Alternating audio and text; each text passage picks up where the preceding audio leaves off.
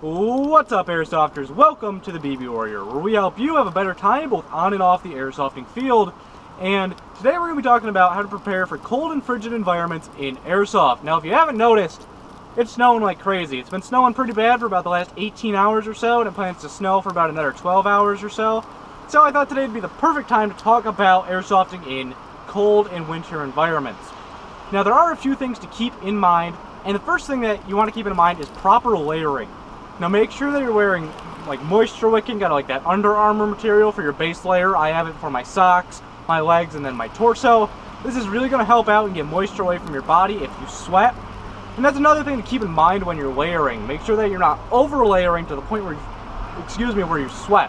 Because when you sweat, that moisture is going to turn cold really, really fast, and that's going to lower your core body temperature, which is what you're looking to avoid. Make sure to just kind of practice, and that brings us into our second point.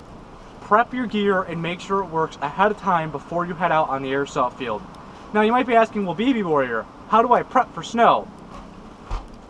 Go shovel. Just go shovel your driveway. Now I'm not saying go shovel your driveway and all of your kit, because that's kind of alarming and scary.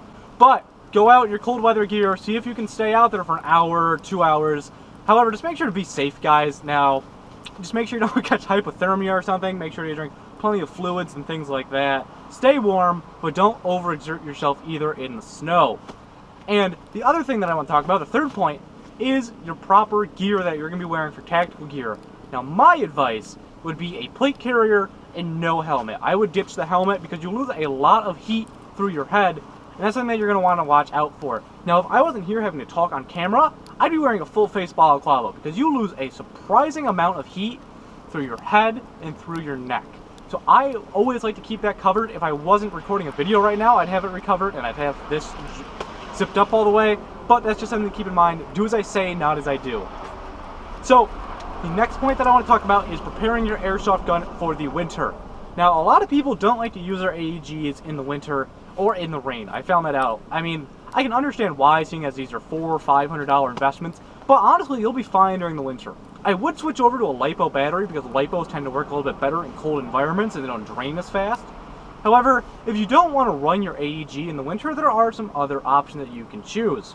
If you don't want to run your AEG in the winter, you can always pick up something like a VSR-10 or a VSR-10 clone. This one is made by Game Face. I don't even know who that is. I've never heard of that company before picking this up. But you can always pick up other options besides electrical, and if you run gas, you might want to just stay home for the winter. Now, I know a lot of people complain and they don't wear good enough gloves in the winter because they can't get their finger inside the trigger guard because it's kind of difficult with all of the material that you have on there. Well, the hunting industry has you covered. There are gloves made for hunters that have a lot less material on your pointer finger, which makes it a whole lot easier to get it inside the trigger guard, in and out, really easy. And I know I should be wearing them right now, but this all happened in like the span of 24 hours. It completely caught me off guard, and I still haven't found mine. Like I said, do as I say, not as I do. Now let's talk about camouflage for the winter. You might be saying, BB Warrior, I don't want to run around in a black jacket. I'm going to get shot like crazy, and everyone's going to see me from a mile away. You're right. So if you want more camouflage during the winter, I would highly suggest picking up a oversuit, like the Russian Partisan suit is a good example of one. However, they do make them specifically for winter environments. Now, I'm not saying partisan suits are. They make oversuits for winter, and I know you can get the Russian ones for like $30 or so, but you can also get a bunch of American and European surplus ones, or you can just pick up an entire suit that is already in a winter camouflage. They come in both hunting patterns and in military patterns.